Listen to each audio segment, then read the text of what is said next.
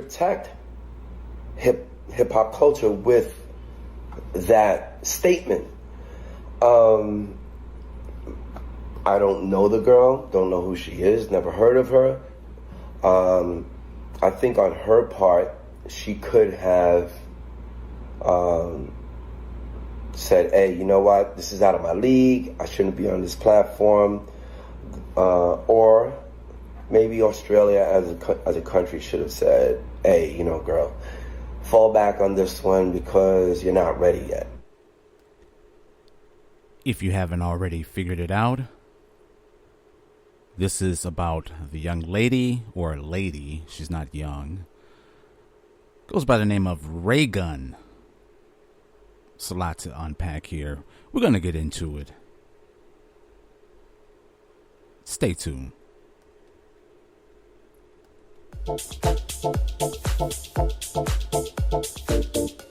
Ooh, you are listening to the Billy Flint Experience. Thank you so much for joining me here today to the Billy Flint Experience. Of course, I am your host, Billy Flint. We're going to get into today's topic, which is trending all over the social media. Of course, if you haven't figured it out or heard about it, this is about the lady goes by the name of Raygun, Rachael Gunn, which is the breakdancer that embarrassed herself worldly at the Olympics during the the breakdancing competition that took place last week. And we're gonna take this slow. We're gonna break it down, so to speak. The title, of course, is Raygun, More Than Just a Breakdance. And I have to ask, was it a part of a social experiment? Her social experiment. But again, we're going to break this down, but we're going to continue to listen to what Crazy Legs, that was a gentleman at the top of the podcast, Crazy Legs, of course, goes by the name of Richard Collion. And he's one of the influential breakdancers from the 1980s breakdancing scene. And of course, he was a part of the Rocksteady crew from the Bronx, New York. So he knows exactly what it is to be a breakdancer, and the styles and the techniques, and how much it is for one to put into this type of dancing technique, which is a part of the hip hop culture. Of course, I remember during the 80s, of course, I'm a child of the 80s and I'm aging myself, but interestingly enough, his birthday is January 1st. That is my birthday, January 1st. So shout out to Crazy Legs. Capricorns in the house, definitely. But we're going to break it down. We're going to let him finish what he was saying, and then we're going to get into it. We're going to peel back on what my theory is on why this was Rachael Gunn's social experiment. And she used the Olympics as a platform. But we're going to let Crazy Legs finish here. All right, everybody. I thought I was going to keep this subject out of my mouth, but I'm getting a lot of people hitting me up about the girl Raygun from Australia. First, let me say, anyone on that stage is the decision and responsibility of the governing body or committee from each country. And then there's the idea that when judges should stand up and say, hey, like, this girl doesn't reach the qualifications of someone who should be performing on that level, and protect hip hop culture with that statement. I don't know the girl, don't know who she is, never heard of her. I think on her part, she could have said, hey, you know what, this is out of my league, I shouldn't be on this platform.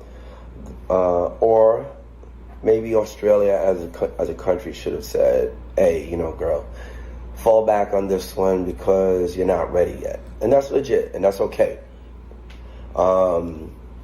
Maybe in her mind, she's better than what she thinks, and that's something for her to work out on her own. Do I think she deserves the amount of criticism that she's getting? Nah. I don't agree with anyone dragging her. I get the funny part, you know, in the United States, we are the Uber version of Live at the Apollo. We see you doing something sideways, the jokes are coming fast and hard, and they're going to sustain for a while if they're good. But then it gets to a point of like, yo, what are we really doing to homegirl on a level of like really messing with her mental health, and how we can actually damage the girl and maybe even cause her to do damage to herself. I'm not with that. I'm not even here to advocate for or against her. I'm just saying that at the end of the day, it is whoever's in charge that allowed her to be on that stage. My personal opinion is that she never should have been on that stage. That's it. I'm going to leave it at that. I'm not, you know, homegirl's been dragged globally, dragged hardcore. Like, I mean, you know, people should ease up, because the focus at this point should be all the good that came out of it. Now, is there some suspect judging? Should the judging be, is the judging in need of serious help in terms of how they select the judges? Yeah, absolutely, because the judging, there were so many things that I disagreed with, and I'm telling you right now, my credibility as a judge is dope. Now, I wasn't approached to be a judge, but if I were approached to be a judge, I probably would have said no anyway, because that was not the lane I would have wanted to have been in anyway. So I'm not trying to, you know, anyway, look, bottom line is, the real deal is judging needs to be worked on, and however people are enabling dancers to reach these platforms when they are nowhere near ready has to be fixed. Bow out next time. You know, allow your friends, Raygun, allow your friends, if they, and I don't know if they're keeping it 100 with you, but if they are telling you that, hey, you're not as good as you think you are, take heed, because it leads to situations like this. And I personally don't want to see you dragged. You don't deserve that. I don't think you deserve it. So I think the bigger focus is, you know, celebrate who won. Also, give a pat on the back to those people that you feel should have won, because I don't think they should ever question themselves. Some of the talent up there was amazing, and certain people should have been in the finals. That's it. Okay, that was an opinion posted on TikTok from, again, that's Crazy Legs. Goes by his government name, Richard Collion. I don't know if I'm pronouncing that right, his last name, but forgive me if I'm mispronouncing it, but it's Richard Collion. Okay, once again, he is a breakdancer from the 1980s, which was integral part of the hip-hop culture during that period, and he was a part of the Rock Steady crew. Very influential dancer. He knows his craft. He's very talented, I must say. And I can't say that enough. He's very talented in what he does. He's now an instructor and cultural community leader. So all respects to what he had to say about this, but I have to disagree with him. No, I think Rachael Gunn needs to be dragged. I think she needs to be, all the jokes need to fly her way because, again, this was a social experiment. It was her social experiment, and she used the Olympics as a platform based on her education. And I'm going to break this down. So we're going to take it slow. I'm going to break it down because I did some digging. I did some research because I was interested in how all this unfolded. I watched the Olympics breakdancing competition. And of course, all the participants that was during this event of the Olympics, they were exceptionally good. Both men and women from different countries. Of course, the gentleman, I don't have his name at the top of my head, but the gentleman from Vancouver who took the gold, exceptional. I can't say that enough.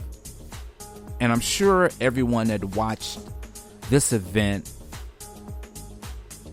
was in awe at the techniques, the dancing, their style, individual styles, and just the sheer dedication to this dance or to this genre of dance representing the hip hop culture.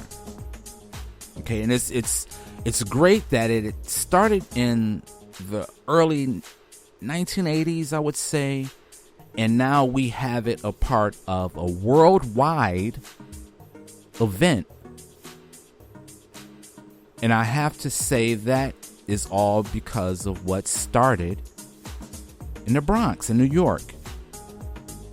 Of course, then people never took it serious, or the mainstream did not take the whole aspect of hip hop culture serious. They thought it was a fad. They thought it was,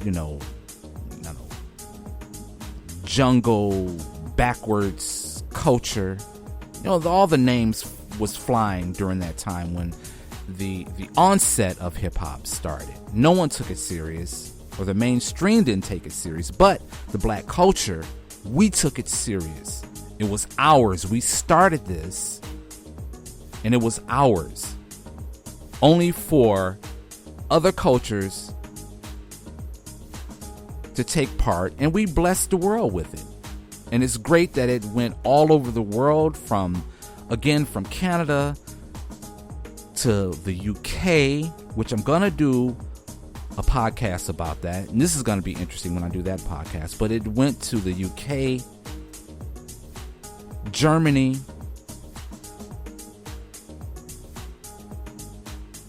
the Far East, to Japan, China. It has become a world, Africa has become a worldwide phenomenon. And I have to applaud the fact that, again, it started in the United States, and we bless the black culture, bless the world with this aspect of our creativity. And I think it needs to be respected on all levels. And for her, this Raygun, or whatever she goes by, would use this as a social experiment based on, again, her higher learning, her scholastic studies. And again, once again, I took this and I said to myself, first, who or what organization or the people who was responsible for sending their athletes or participants to the Olympics, who were these people? Of course, it comes out of Australia, so they're, that says it all. That says it all. Australia. And I'm sorry, Australia. You gotta take a L for this. And of course, she goes back to her country and everybody's applauding her. She's riding on the shoulders of people and everybody thinks she did a great job. It's bullshit. She made a fool of herself. She made a fool of that country. And basically it speaks of the disrespect that those people have for other cultures. And I mean that 100%. So we're going to break this down. Again, I was sitting there watching this and I'm thinking to myself, did she not sit there? And I'm sure she's seen other people go before her. Or I don't know, maybe the lady, the B girls, maybe they were the first to perform, but whatever. The point is that I'm sure that she watched other performers in this event doing their breakdancing routine. And I know she had to sit there and think like, okay, this is good. This is really good. How could she not say that? And of course, people are saying that, again, like Crazy Legs, that people should stop dragging her, should stop bullying her because of her mental health. Because of her mental... What is this doing to her mental health? Fuck that. No one cares about that because she didn't care. She did this purposely, again, as a social experiment, to prove her point based on her own analysis on culture, in which she studied and got the degrees from a collegiate level on these subjects. Okay, so we're gonna take it to the beginning. We're gonna go right to the beginning. Okay, her name is Rachael Gunn. She goes by the name of Raygun. Play on words. Okay, so she's a competitive, known in Australia, she's known as a competitive breakdancer. She also does lectures at the Macquarie's University, Department of Media, Communications, Creative Arts, Language, and Literature. Okay. As I gotten deeper into it, I was like, okay, so what does she study? And it says her education is contemporary music. She got a BA in contemporary music back in 2009. And creative, she got a PhD. You know what PhD means. That's piled, high, and deep. It's a bullshit degree. I'm not saying this, but most philosophers and other people that actually got this degree actually says that. They make a joke about it and they say, okay, PhD stands for piled, high, and deep, basically taking themselves way too serious in their chosen profession. It's not my words. But anyways, 2017, she gets this PhD in cultural studies. So again, I started probing deeper. Okay, so I can see where, she finds the need to want to be a part of a culture or part of the culture, in that she wants to dissect, or she wants to take apart, interestingly enough, what a lot of white people seem to do when it comes to other cultures, is that they want to know every aspect of that culture and they want to dissect it and want to know what it is that makes them tick, what makes them good at what they do. And that goes from sports to music to dance. They've done, the white populace has done that with jazz music. They've done that with rock and roll. They've done that with country music. They've done it with R&B. They've done it with soul, funk, house music, techno. All of the genres of entertainment, even sports. They've done that with all of the entertainment aspects of what it is about the black culture that makes us so creative and so well versed in many talents. So a lot of this is actually on a higher learning collegiate level of studies. Okay, so we're going to go down and look at her thesis.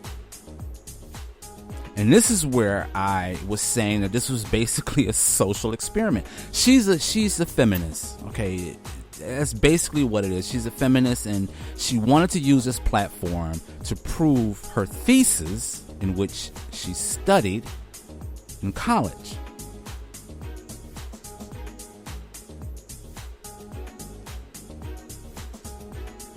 Okay, so her thesis. Okay, and I'm gonna try to go slow with this. Okay, her thesis is the dictatorializing gender in Sydney's breakdancing scene, a B-girl's experience of b-boying. Okay, this is a paper that she wrote. Okay. And it goes deep. Okay, this thesis was posted in 2022. Okay, so she was already on this whole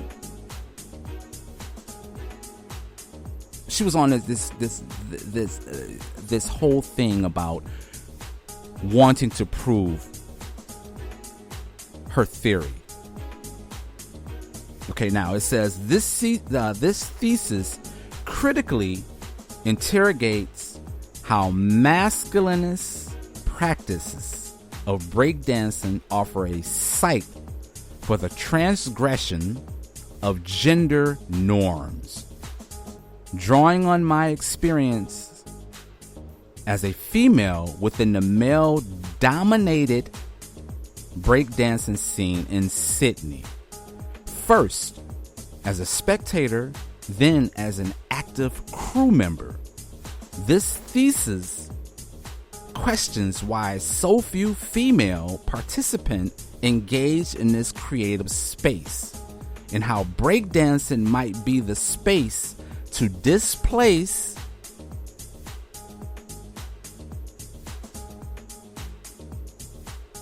again, and how breakdancing might be the space to displace gender.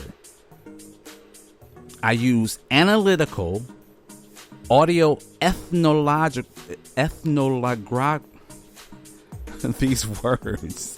I've never even heard these words before. Okay. Audio ethnology, audio ethnology, in interviews with scene members and collaborating with theoretical frameworks offered by, and she gives these names, Deleuze and Guterra, Butler, blah, blah, blah, blah, blah, other feminists and post-structuralist philosophers, to critically examine how the capacities of bodies are constitute and shaped in Sydney's breakdancing scene, and to also locate the potentiality from moments of transgression. In other words, I conceptualize the breaking body as not a body constitute through regulations and assumptions, but as an assemblage open to new connections. Breaking is a space that embraces differences, whereby the rituals of the dance not only augments its capacity to the body, but also facilitate possibilities for performatives beyond and confines of dominant modes of thought and narrative gender constructions. Consequently, this thesis attempts to contribute to what I perceive as a significant gap in scholarship on hip-hop. Again, consequently, this thesis attempt to contribute to what I perceive as a significant gap in scholarship on hip-hop. Breakdancing, and again, this word, ethnograph. This is really, really crazy. Ethnographic.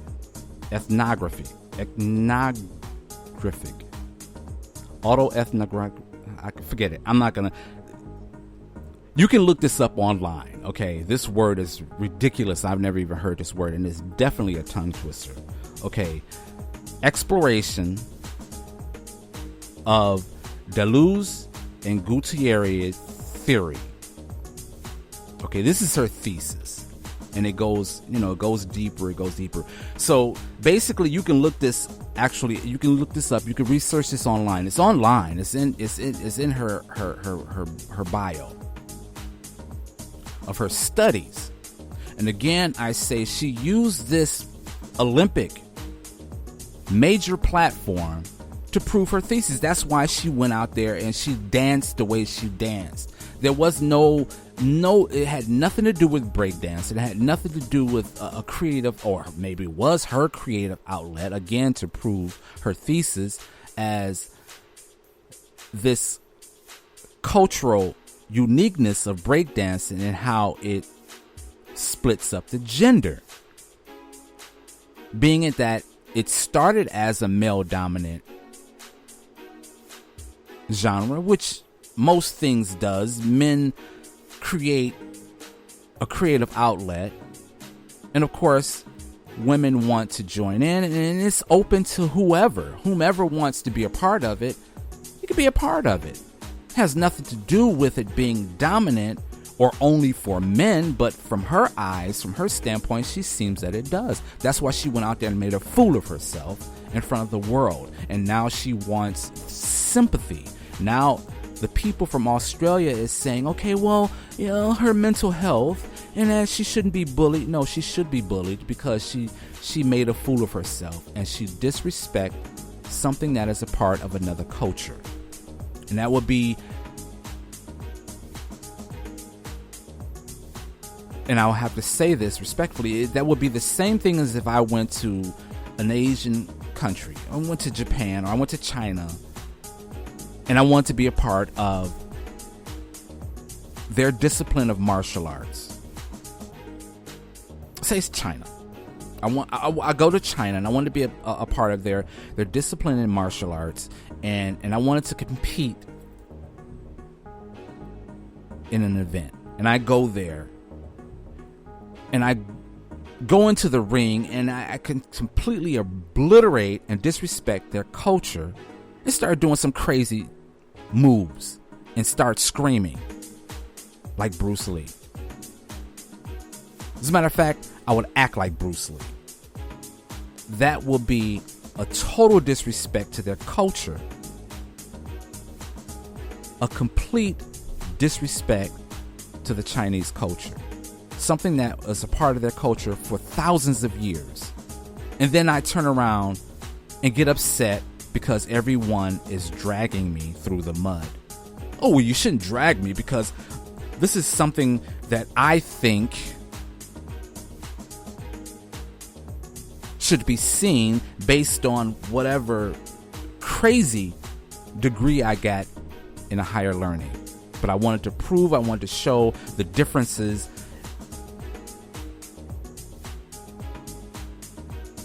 based on my own philosophy.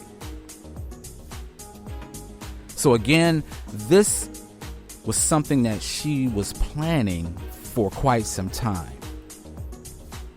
And I'm pretty much sure she's going to go back to Australia. She's going to get book deals, I don't know, maybe movie script, television appearances, talk show, the lecture circuit, the whole 9 yards. She's going to use this as a viral moment.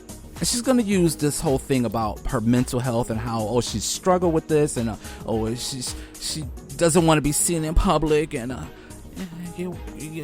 whatever.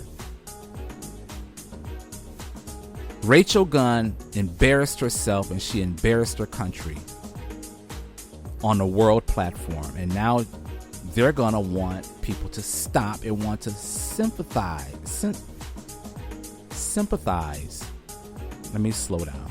They're going to want people to sympathize on the fact that she is struggling from her own embarrassing antics at the Olympic Games. Again, this is just my own personal theory. This is my own personal feelings behind this. But again, once I start digging, because again, when I was watching the games, I was sitting there and I'm like, what the hell is she doing? And I automatically knew that this was a joke. She's mocking a culture. She's mocking this discipline of dance. And she's doing this because she wants a viral moment. And she's using the Olympics because she knows that the world, this is not only just the internet, this is not only, TikTok and Instagram and Facebook or whatever. This is a world platform that billions of people will be watching. And she just basically made a fool of not of herself, but to everybody else who watched. To the point it was like, ooh, watch me, look at me. This is my moment. And now, again, her people in Australia want to give her a gold star on her forehead as an award for trying. Of course, she didn't get any points. Not 1 point. 0. Because the Olympic judges, even though there were no people on that, the judging crew, the people that were there judging this event, none of the people that was there had anything to do with breakdancing. Because I'm pretty much sure if they've even gotten Crazy Legs, which he said he didn't want to be a part of, but even if they would have gotten someone from that era to be a part of the judges, they wouldn't have even let her perform. Because there's different levels that you have to go to. There, different levels that you to qualify to even be seen at that level. So my question is, how does she miss that? What was the misstep? How does she even get to that level? Well, again, because there were no people there that was a part of the culture to know what it is to take to be a great dancer.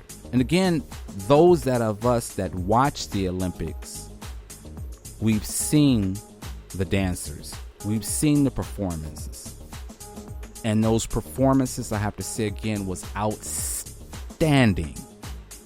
Even for the ones who didn't get a medal, both men and women from different countries, outstanding. And then she comes along with her antics, and she basically said, fuck everything, fuck everybody, I'm gonna do what I want to do. So again, Crazy Legs, I'm sorry. I have to disagree with you on that aspect of people should stop dragging her. No, she needs to be dragged. This needs to be talked about. And it needs to be pointed out that she made a fool of herself and that she should not play with other cultures. So she definitely learned her lesson on this. So say what you will about her this could affect her mental health. No, she brought this on to herself. She brought it on to herself. She knew from the start that I'm not qualified for this, but I'm going to do it anyways because I have something to prove. Well, you proved it, and this is the outcome of what you proved. So that's my say on it. Again, this was a lot to unpack, but all of this information is online. All you have to do is look up this particular woman. Her government name is Rachael Gunn, goes by the pseudonym Raygun. But everything is online. You can look this up and you can research this stuff yourself. But this is what I've come to understand about her antics and what she pulled at the Olympics of 2024. Again, thank you so much for listening to the Billy Flint podcast. I am your host, Billy Flint. You're coming here live from Germany. Thank you so much for listening. Have a wonderful day. And we'll be back with you again soon. Have a good one. Stay safe. Go on, you've got another 5 seconds. Say something outrageous. You dirty bastard. Go on, again. You dirty fucker. What a clever boy. What a fucking rotter. Well, that's it for tonight.